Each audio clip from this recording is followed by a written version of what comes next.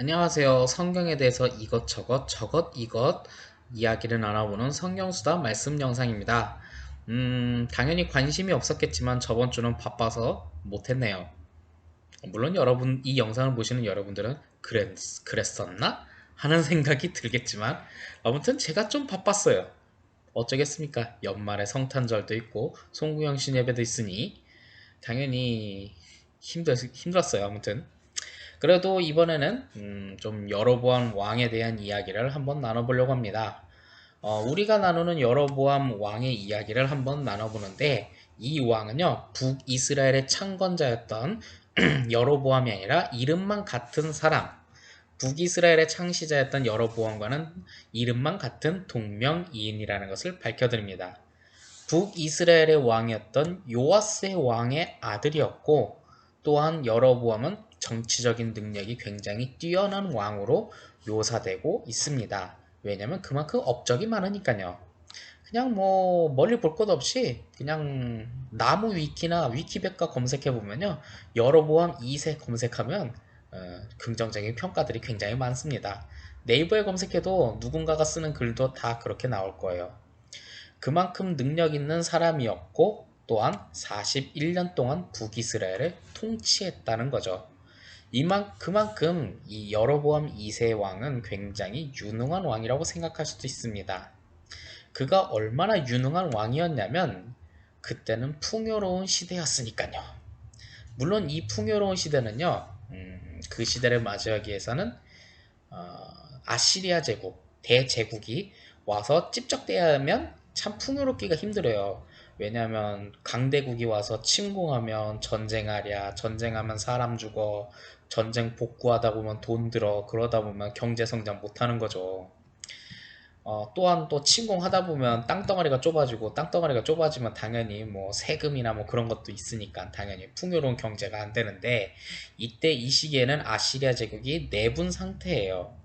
그러니까 뭐 서로 누가 아시리아 왕을 되느냐 마느냐 그거 가지고 서로 치고받고 싸우다 보니 북이스라엘에 침공을 안 하니까 아유 우리는 뭐 전쟁도 안 해 사람도 안 죽어 또 영토 확장도 해 하다 보니까 뭐 돈도 많이 벌고 풍요롭고 하는 거죠.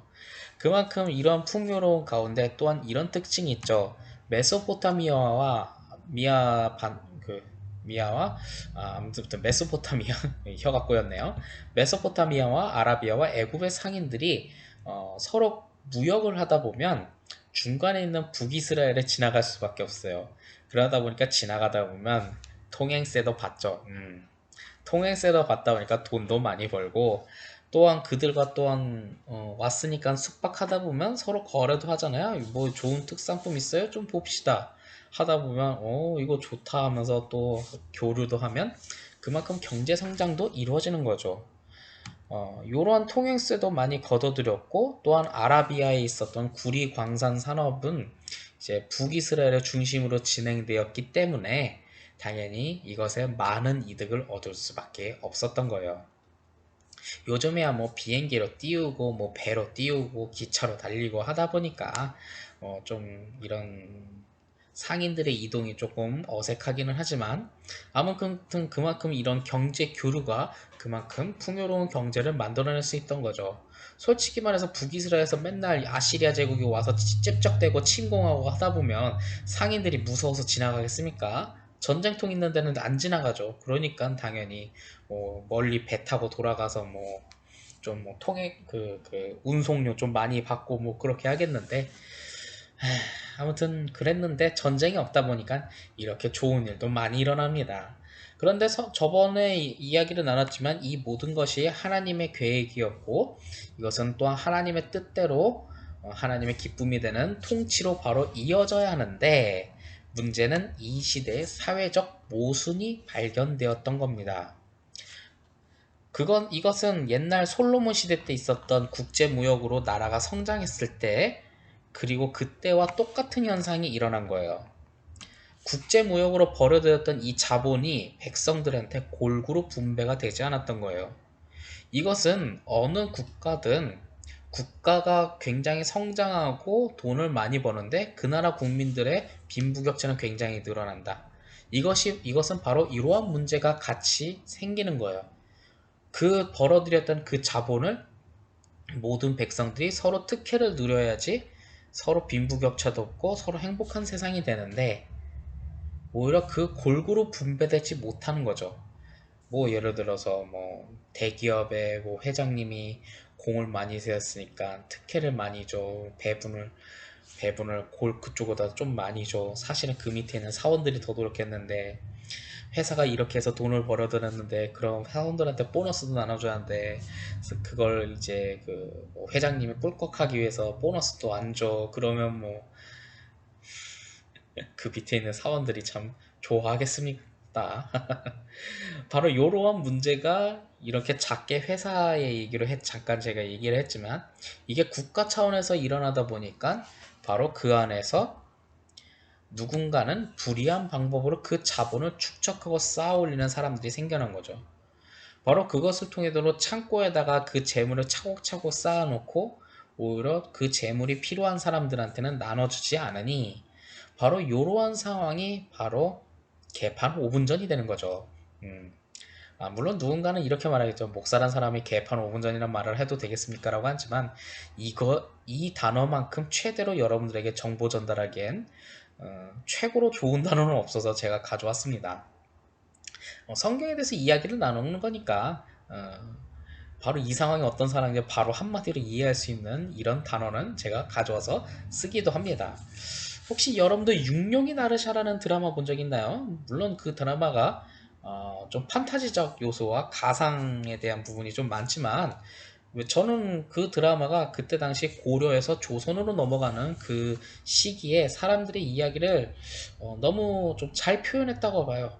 음, 왜냐하면 서로 땅을 차지하기에 호족들이 막 착취를 하고 하는 그런 모습들이 바로 잘 표현되어 있는데 딱 그 모습을 여러분들이 기억난다면 그 모습과 이 시대 그리고 저는 솔로몬 왕을 별로 안 좋아하는데요. 솔로몬 왕이 예 있었을 때 돈을 많이 벌어서 부를 많이 쌓았지만 그것을 혼자 독과점하는 일이 벌어지니까 그 시대가 불이한 거예요. 물론 우상숭배됐지만 저는 그와 동시에 빈부격차, 혼자만 잘 먹고 잘 사는 이 독선적인 이 모습에 대해서 저는 별로 솔로몬을 좋아하진 않거든요. 그러한 현상이 바로 그 이후 가장 부강했던, 바로 부흥했던, 풍요로웠던 이 여로보암 2세 시절에 똑같은 현상이 일어난 거예요. 또한 그러기 때문에 부와 지위를 위하여 가난한 자들을 착취했고 또한 이것이 바로 사회 계층 간의 갈등이 심화되었던 거죠. 하나님이 이러한 풍요를 이끌어 주셨는데 이 풍요를 하나님의 은혜를 나누는 데 써먹는 것이 아니라 오히려 자기만의 그걸 독과점으로 가지고 있는 것이 바로 이 시대의 문제점이라는 거죠. 그런 거죠. 뭐 한국 교회가 많이 부흥했어요. 그래서 대형 교회, 초대형 교회가 생겼어요. 근데 그것을 자기가 쥐려고 하다 보니까 오히려 교회가 개척되는 과정에서 나눔을 적게 하다 보니 이 모양이 꿀이 된 거죠. 우리는 참 80년대, 90년대 엄청나게 폭풍 성장을 했잖아요. 물론 그런 과정에서 뭐 독재자들의 통치에 정당성을 부여했던 목회자들도 있었지만 그런 시대에 폭풍 성장을 했던 그 교회가 바벨탑처럼 쌓아가기만 하니까 그것이 나눔이 없어져 버리니 이런 현상이 벌어진 거예요. 지금과 같은 현상이. 이게 다 이유가 있는 거예요. 근데 아무도 이거에 대해서 말을 하려고 하지 않죠. 나만 말하는 것 같은 느낌이 드는데 아니에요. 이렇게 말을 하는 사람들이 많이 있고 경고하는 사람들 많이 있는데 귀담아 듣지 않았던 거죠. 왜냐하면 내 아버지가 쌓았던 이 교회는 내 거야 하는 이런 심리가 많이 있으니까요.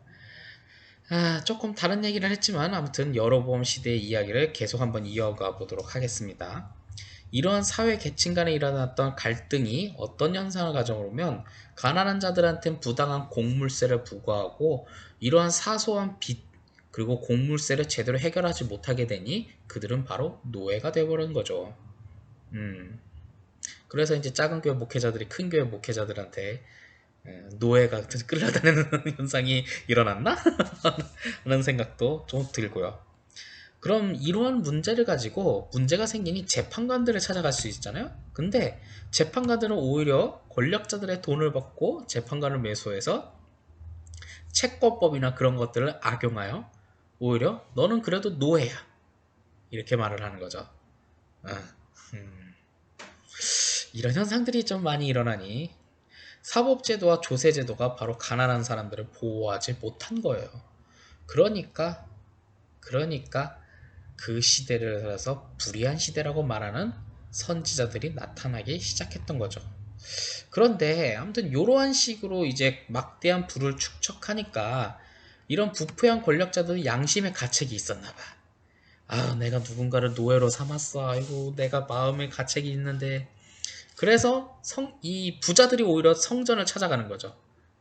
그래서 성전을 찾아가서 오히려 그 자기가 벌어들인 이 부패한 돈의 일부를 헌금하면서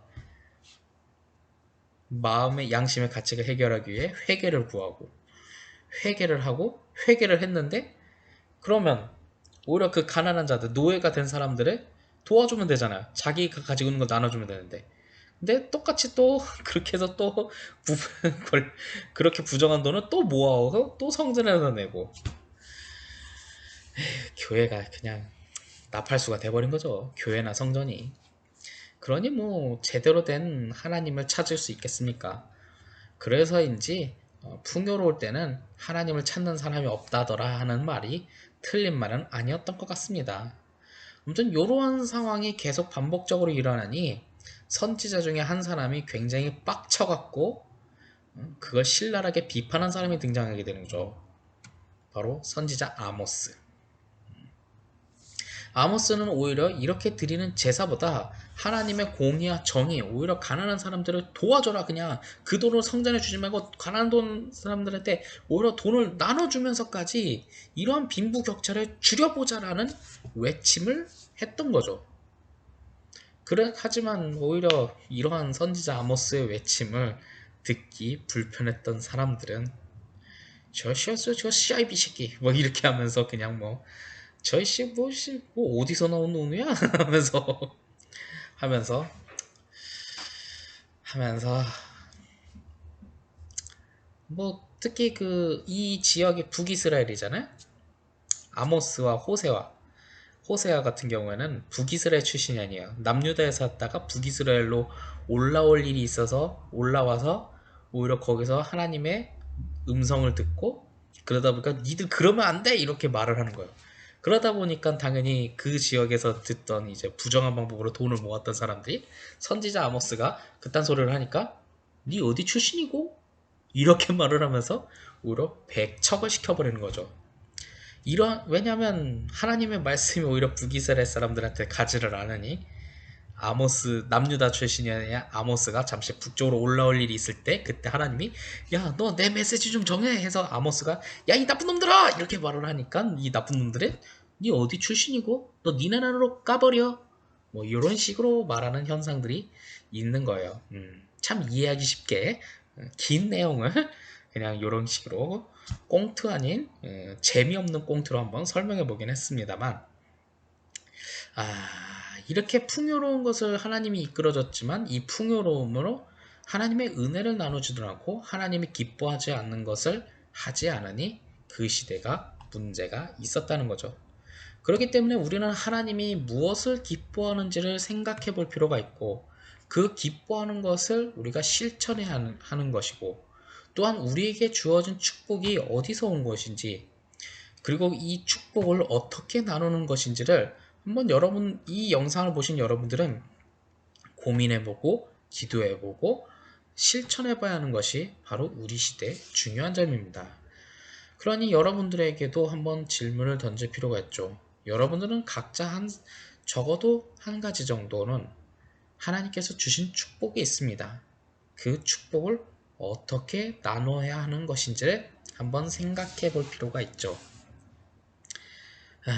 아무튼 이 시대는 참 불의했고 그러다 보니 참고로 이런 게 여로보암 시대만 있었던 게 아니라 우리 그 이스라엘 왕국의 역사 중에 어떤 왕 때 통치를 잘해서 돈을 많이 벌었대 했는데 돈을 많이 벌은 그 어두운 뒷면에는 바로 이러한 모순적인 부분이 있었고, 특히 솔로몬 시대 때만 하니 저는 솔로몬이 뭐 지혜의 왕 어쩌고저쩌고 하지만 지혜의 왕이 뭐 이렇게 지혜롭지 못하게 통치를 해 라고 얘기하기를 하죠. 그렇지 않습니까? 지혜로운 왕이 지혜롭지 못한 통치를 하니 그게 무슨 지혜로운 왕이야. 그래서 저는 솔로몬 별로 안 좋아합니다. 개인적인 취향이고 개인적인 의견이니까 굳이 억지로 받아들일 필요는 없지만, 아무튼 이러한 사회적인 모순이 바로 우리에게 질문을 던질 필요가 있죠. 그래서 예배보단 공의와 인애와 국률을 우리는 더 해볼 필요가 있는 거죠. 이제 한국교회 많이 성장했습니다. 이제 성장했는데 성장한 만큼 그것을 나눔이 없다 보니 하나님은 그럼 여기까지 잠깐 냅둬보자 할지도 모르겠습니다. 그리고 그렇게 해서 열심히 헌신하고 해서 교회를 키웠더니 그 교회들도 코로나 한 방으로 그냥 다 나가 떨어지는 걸 보면 참으로 마음이 울적하기도 합니다. 하지만 그럴 때일수록 우리는 우리의 본질, 하나님이 우리를 지으신 그 본질을 한번 생각해 볼 필요가 있고, 그것을 통해 우리가 주님의 말씀을 이 땅 가운데 실천해야 하는 사람이기도 하는 거죠. 그러니 아무리 풍요로운 시대, 잘 먹고 잘 사는 시대여도 그래도 그 가운데, 아니 잘 먹고 잘 사는 시대뿐만 아니라 못 먹어도 하나님은 바로 나눔과 인애와 긍휼을 좋아하시는 걸, 하나님의 정의와 공의를 좋아하시는 것을 여러분들이 꼭 생각하고 넘어갈 수 있었으면 좋겠습니다.